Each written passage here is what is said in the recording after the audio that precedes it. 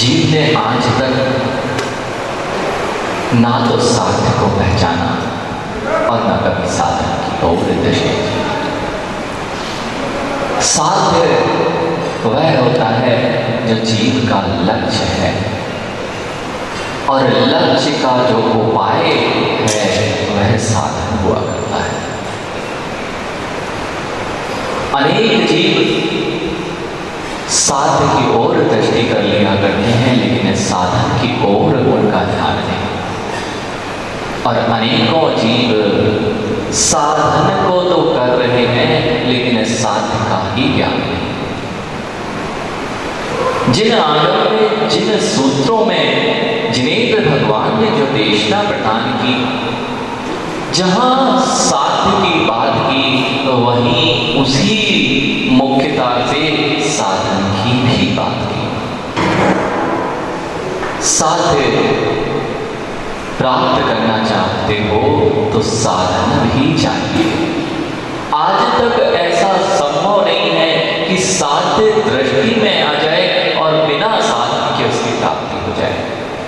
इसलिए जिनेंद्र भगवान के शासन में अनंत सर्वज्ञ केवली प्रभु ने उपाय तत्व की बात करते हुए उपेय तत्व को लक्ष्य में रखा और उपाय को भी बताया कि कैसे मैं उपेय को प्राप्त कर सकता हूं। आचार्य भगवान समय साल की टीका में आचार्य अमृतचंद स्वामी ने बहुत गहन सूत्रों के माध्यम से उपेय और उपाय तत्व की व्याख्या की। इसी का नाम मां भेद रत्नात्रय और अभेद रत्नात्रय है। जहां भेद रत्नात्रय व्यवहार धर्म कहा गया और वह साधनभूत कहा गया, तो लक्ष्य को साधने के लिए जो लक्ष्य बनाया वह अभेद रत्नात्रय हुआ। जीव, प्रत्येक जीव अपने संसार में सुखों को तो प्राप्त करना चाहता है। हर कोई यही चाहता है कि मेरा जीवन सुखमय रहे। एक छोटे से छोटा एक इंद्रिय जीव से लेकर त्रियंच हो या पंचेंद्रिय संगी मनुष्य हो, वह भी यही चाहता है कि मेरा जीवन आनंद से बीते। आनंद से जीना तो चाहता है, लेकिन आनंद के उपायों के विपरीत उपाय करता है, इसलिए आज तक कष्ट में जीता है। कष्ट में ही जिसने आनंद मान लिया हो, अब वह सुख की खोज कब करेगा? दिनेश भैया, कष्ट में ही आनंद मान लिया गया है, कष्ट में आनंद मान लिया है। महाराज जी, हम तो कष्ट में आनंद नहीं मानते। हम कहाँ कष्ट में आनंद मानते हैं? छोटी सी फुंसी हो जाए तो शल्य चिकित्सा करा लेते हैं, कहाँ कष्ट में आनंद मान रहे हैं। लेकिन फुंसी हो ही ना हो, ऐसा तो कभी विचार ही नहीं करते। यदि छोटी सी फुंसी हो गई है शरीर में, उसकी शल्य चिकित्सा करा लेते हो, लेकिन अंदर में राग द्वेष के पपोले पड़ गए, उनकी ओर दृष्टि ही नहीं जा रही है। वैद्य के पास जाते हैं, वैद्य के पास जाया जाता है तो वैद्य तो कष्ट देता है ना। रवीन भैया, वैद्य तो कष्ट देता है, जब वह शल्य चिकित्सा करता है तो कष्ट होता है, तब भी वैद्य के पास जाते हो। वैद्य कष्ट देता है, लेकिन वैद्य पर आपका विश्वास है कि वह कष्ट को दूर करने वाला है, लेकिन धर्म पर आज तक विश्वास नहीं हुआ कि धर्म लगता कष्टमय है, लेकिन होता सुख को देने वाला है। कितने अच्छे से जाते हो, कोई भी चीज हो जाए बिल्कुल पूर्ण समर्पण, पूर्ण श्रद्धा उसके पास, वह तो सामने सामने शल्य चिकित्सा में पूरा शरीर खोल के रख देगा। इतनी श्रद्धा जितनी वैद्य पर की है, आज तक देवशास्त्र गुरु पर नहीं की। जिस दिन देवशास्त्र गुरु पर एक वैद्य की तरह श्रद्धा हो जाएगी, उस दिन समझ लेना अब मुझे इस संसार रूपी दुखों में नहीं रहना पड़ेगा, नियम से मैं शाश्वत सुख को प्राप्त कर लूंगा। मां, पेट में पीड़ा हो जाए, पेट में उदर में कोई पीड़ा हो गई है, हड्डी टूट गई है, हड्डी टूट गई है, तो डॉक्टर के पास चले जाते हो कि भैया इस पीड़ा को कम कर दो। वह पीड़ा को कम तो कर सकता है, लेकिन नष्ट नहीं कर सकता। लेकिन जिन धर्म पीड़ा को कम करने की बात नहीं करता, नष्ट करने की बात करता है। जितना इंद्रिय सुख है, जितना इंद्रिय सुख है, वह सब का सब दुख है, इसको आज तक जाने ही नहीं। जब तक दुख में ही सुख का आनंद लेते रहोगे, दुखों से दूर होने का उपाय करोगे कब? दुखों से दूर होने का उपाय करता ही नहीं जीव। और थोड़ी सी चोट लग जाए और दर्द हो, तब पता चलता है कि दुख है। और जिसको दर्द नहीं हो रहा है, जिसको चोट नहीं लगी है, वह सोच रहा है मुझे कभी चोट नहीं लगेगी। यही तो आपका इंद्रिय भोगों के प्रति आसक्ति का कारण है। राजीव भैया, इंद्रिय भोगों की आसक्ति, आचार्य भगवंतों ने बहुत इस विषय में गंभीर चर्चा की कि इंद्रिय विषयों की जो आसक्ति है, वह वास्तविकता में उसकी पूर्ति सुख को देने वाली है। रवीन भैया, अग्नि की प्यास, अग्नि की तृषा ईंधन से समाप्त करना चाहते हो, वह अग्नि कब बुझेगी?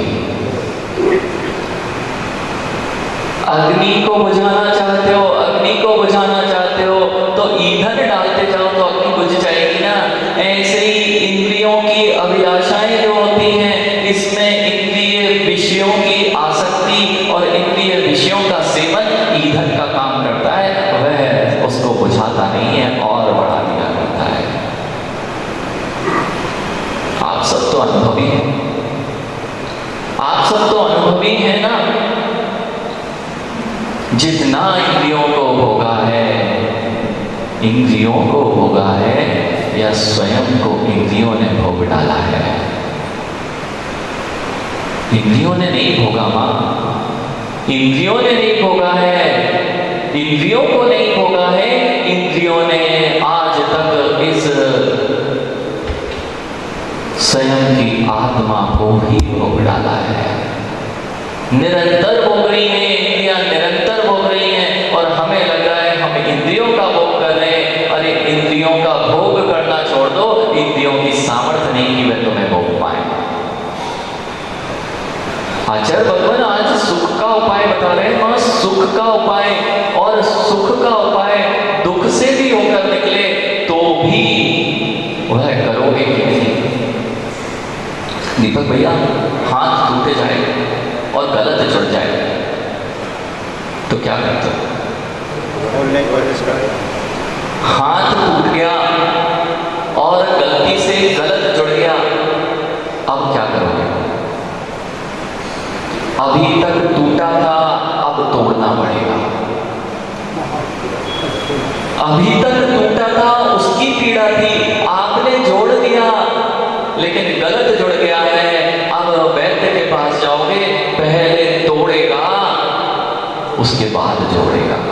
ऐसे ही आज तक मेरी श्रद्धा जो अन्यत्र लगी रही, वह गलत तरह से जुड़ गई थी, अब तोड़ना पड़ेगा। सबसे पहले अन्यत्र से अपनी श्रद्धा को तोड़ना पड़ेगा, तब जित धर्म देव शास्त्र गुरु की शरण में आपको राहत मिलेगी। टूटे बिना आनंद नहीं आएगा। अभी बुद्धिपूर्वक तोड़ना पड़ेगा। जो जो बुद्धिपूर्वक तोड़ने में घबराते हैं और गलत हाथ लग जाए, गलत हाथ जुड़ जाए, वे जीवन पर्यंत अपना आनंद नहीं ले पाते हैं। इसी प्रकार जो जो श्रद्धा आपने देव शास्त्र गुरु से अन्यत्र जोड़ रखी है, पहले उसका तोड़ना आवश्यक है, तभी वह जुड़ पाएगी सही श्रद्धा देव शास्त्र गुरु के चरणों में। इंद्रियों में अभिशक्त, इंद्रियों में अभिलिप्त जीव यह सोच ही नहीं पा रहा है कि अतीन्द्रिय सुख भी कुछ होता है। व्यापार करते हैं, व्यापार करते हैं तो कितना सोचते हो, दिनेश भैया, व्यापार करते हो तो कितना सोचते हो कि ऐसा व्यापार करूं कि जीवन सुखमय हो जाए, इतना धन आता रहे कि जीवन अच्छे से चलता रहे। अरे जीवन की चिंता है, लेकिन संपूर्ण त्रिकालिक पर्यायों की चिंता यदि करना है तो आज यह विचार कर लेना कि यदि त्रिकालिक सुख चाहिए मां, तो समाधि से घबराना नहीं। प्रकरण भूल तो नहीं है। शल्य चिकित्सा से जो घबरा जाता है वह अल्प आयु में ही मरण को प्राप्त हो जाता है। ऐसे ही परिणामों की शल्य चिकित्सा जो यह जिन धर्म देव शास्त्र गुरु के चरणों में होने वाली है, उससे घबरा कर भाग जाओगे तो कहीं और तुम्हें आनंद मिलने वाला नहीं है। अभी तो आनंद आ रहा है अमरीश भैया, अभी तो आनंद इस बात का आ रहा है कि जिनमानी बड़ी अच्छी चल रही है, वो डॉक्टर बहुत अच्छा है, उसका हाथ बहुत अच्छा है, लेकिन हम नहीं जाते। हमारे हाथ पैर टूटे पड़े हैं। वो वैद्य की तुम तारीफ करना सीख गए हो कि वह वैद्य प्रसिद्ध है, विश्व में प्रसिद्ध है, दूर दूर से लोग आकर उसके पास में अपना इलाज करा रहे हैं। तारीफ करते रहोगे और तुम्हारे स्वयं के हाथ पैर टूटे हैं और कभी जाना नहीं चाहोगे तो क्या होने वाला है? बस पंडित जी, बस पंडित जी, यही हो रहा है जिनके साथ में। महाराज बहुत अच्छे आए हैं, बहुत अच्छे प्रवचन करते हैं, वैद्य जी अच्छे आए हैं, सारी चिकित्साएं कर रहे हैं, सारे राग द्वेष को, फफोलों को वो शांत कर देंगे, लेकिन हम नहीं जाएंगे, हमारे ना हो जाएंगे। पंचेंद्रिय विषय ना छूट जाए, नियम ले लेंगे। वैद्य जी ने औषधि दी है, संजय भैया औषधि दी है, अब खाना मत, ठीक हो जाओगे। ऐसे ही आपकी स्थिति है। रोज 3 टाइम की औषधि खाते हो स्वस्थ होने के लिए, 3 टाइम की स्वस्थ होने की औषधि मिल रही है, हम खाते नहीं महाराज। नहीं तो माँ आप तो अच्छे से अनुभवी हो, बच्चों को औषधि खिलाते हो और बच्चों को सामने औषधि खिलाते हो कि रख के चले जाते हो? सामने ही खिलाते हो, नहीं तो क्या करते बच्चे? बस आप लोग तो बड़े हो गए, आप लोग बड़े हो गए कि बच्चे हो। महाराज जी आप जो लेते हैं हम सब रख लेते हैं, और जैसे ही आप निकले आप उधर और हम इधर और औषधि इधर। ऐसा ही हो रहा है, इसलिए जीवन नहीं सुधर पा रहा है, इसलिए स्वस्थ नहीं हो पा रहे हो। स्वस्थ होना है तो औषधि जो बताई गई है उसको लेना जब तक प्रारंभ नहीं करोगे तब तक तुम्हारा जीवन स्वस्थ नहीं होने वाला है। स्वस्थ होना चाहता प्रत्येक जीव है, बहुत अच्छी बात है। महाराज जी इतने अच्छे प्रवचन कर रहे हैं, लेकिन हम तो जो हमारे अंदर कषाय बैठी हैं उनको हम उन प्रवचनों से शांत नहीं करना चाहते। मेरे आगे कोई लगता कौन है? यदि मैंने बोल दिया है, अब दूसरा कोई बोल दे, फिर देखता हूं मैं, मेरी नहीं चलती है। ये कषाय है, ये कषाय बोल रही है। अरे जिनेंद्र भगवान के सामने आकर भी कषायों को कम नहीं कर पाए, तो 3 लोक में ऐसा कोई स्थान नहीं जहां तुम कषायों को मत कर पाओ। धर्मवान धर्म, आज तक जहां हमने धर्म सीखा है वहां धर्म क्या होता है यह आज तक जाना ही नहीं है। सुबह से पूजा करके चले जाना, अभिषेक करके चले जाना, इसको धर्म मान लिया, इसको धर्म मान लिया। अरे यह धर्म की क्रिया तो है, लेकिन वास्तविक धर्म जो होता है वह तो अंतरंग की परिणतियों से होता है। रमेश भैया बाहरी वेश व्रती का हो सकता है, बाहरी वेश से व्रती कहला सकते हो, लेकिन अंतरंग को भी पढ़ लिया करो कि व्रती बना आया कि नहीं आया। ये बाहर वाले व्रती वेश में पूजा तो करते मिलेंगे, सम्मान तो देते मिलेंगे, लेकिन अपने से सम्मान पाना है तो अपने परिणामों को संभालना पड़ेगा। यही आनंद देने वाला है, यही आनंद देने वाला है। करके तो देखो एक दिन क्षमा। जिन जीवों से आपने अपने बैर बांधे हैं, द्वेष बांधा है, करके देखो एक दिन क्षमा, आनंद आता है या नहीं? करो।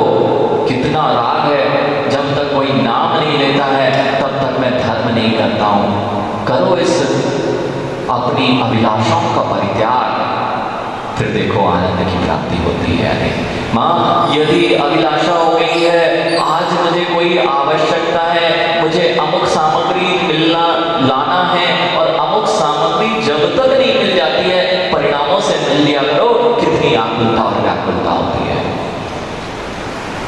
अरे दिगंबर योगियों की चर्या ही है, दीपक भैया दिगंबर योगी की चर्या ही है। ये पैसे तो किसी से मांगते नहीं, यह मुद्रा कभी हाथ फैलाने की मुद्रा नहीं है। इस जगत में यदि कोई मुद्रा है जो कभी किसी के सामने हाथ नहीं फैलाती है, उसका नाम दिगंबर जी मुद्रा है।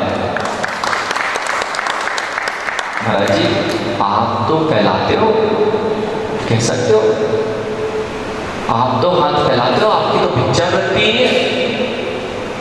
भिक्षा वृत्ति भी है तब भी हाथ नहीं फैलाते। हाँ श्रावक पहले तो परेशान हो जाता है बेचारा, बुला बुला के हे भगवान आ जाओ मेरे स्वादौरे पे, आ जाओ, देख तो लो, एक बार नजर तो उठा के देख लो, और यदि मिल भी जाए, और माँ हाथ पर ग्रास नहीं रखे, कभी गुरु फैला के नहीं रखता है, इतना विवेक रखता है श्रावक कि अंजलि खाली ना हो पाए, क्योंकि अंजलि खाली रही और खड़े रहे, हाथ खुले रहे, तो यह महावीर की मुद्रा लज्जित नहीं हो सकती, तो अंतराय करके बैठ जाएंगे, लेकिन अंजलि खाली होके हाथ फैलाए नहीं खड़े होंगे।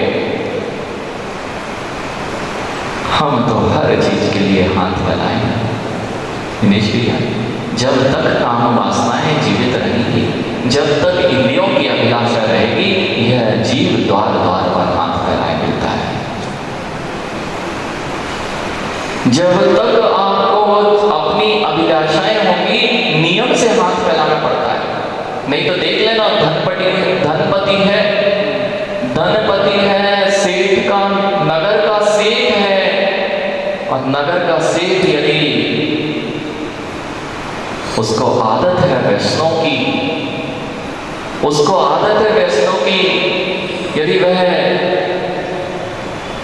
यदि उसके हाथ में थोड़ी देर भी सामग्री ना मिले, तो वहां गरीब भी खड़ा होगा, उसके आगे ला बेटा देना। ये किसने हाथ फैलाए? ये किसके कारण हाथ फैलाना पड़े? अरे सेठ, नगर सेठ को नहीं देखते तो अपने आप को देख लो, क्यों झुकना पड़ गया दूसरे के सामने? अपनी अभिलाषाओं की पूर्ति नहीं होती तो जीव घुटने टेक कर भी अभिलाषाओं की पूर्ति करता है। सब कुछ विवेक होते हुए भी, सब कुछ लौकिकता का ज्ञान होते हुए भी, जहां काम वासनाएं स्थान पा लेती है, वहां जीव को झुकना ही पड़ता है। एक दिन त्याग तो करो और आनंद की अनुभूति तो लेके देखो। आनंद है, आनंद त्यागने में ही आनंद है। अभी तक त्यागा नहीं। रमेश भैया, बच्चों के आगे भी हाथ फैलाना पड़ जाता है, और त्याग देते तो बच्चे तुम्हारे चरण छू रहे होते, और घर में रहोगे तो एक गिलास अंत समय में पानी भी मांगना पड़ेगा। छोड़ दो अभिलाषा, रवीन भैया छोड़ दो कि बच्चे मेरी सब चीजों की पूर्ति करेंगे। वे तो आपने भेज दिए हैं विदेशों में, वे अब शायद अर्थी की अग्नि देने में नहीं आने वाले हैं। कह तो रहे हो, लेकिन बस कह ही रहे हो। छोड़ दो ना, अभी भी बच्चों के लिए पूरा जीवन चलाया, क्यों पकड़े बैठे हो? अब तो छोड़ दो, वासनाओं की पूर्ति कर ली। सुकुमार भैया, सब कुछ तो जीवन में देख लिया, क्या क्या भोगना था सब भोग डाला। अब भी बच्चों की अभिलाषा में, वे बच्चे भले तुम्हें ना देखे, लेकिन तुम इस आस में कि वह मुझे अंत समय में देख लेगा, इसलिए बैठे रहते हो। बहुत कठिन है पंडित जी, बहुत कठिन है। ये समाधि चल रही है, समाधि जीव की, वह छपक के परिणामों से मिलो। वह छपक जो पीत धर्मा नाम से आचार्य भगवान कह रहे हैं, पीत धर्मा वह छपक है जिसके अंदर में उत्तम समाधि धर्म आ चुके हैं। 5 इंद्रियों विषयों से आसक्ति पूर्ण खत्म हो चुकी है। ऐसा वह पीत धर्मा छपक अब संसार की अभिलाषा नहीं कर रहा है। उसको तो शल्य चिकित्सा दिखने पर भी शल्य चिकित्सा के बाद का आनंद आ रहा है। बाल तोड़ हो जाए हरीश भैया, बाल तोड़, कभी किसी को बाल तोड़ हुआ, बहुत पीड़ा देती है। वो छोटी सी फुंसी बाल तोड़ की, इतनी सी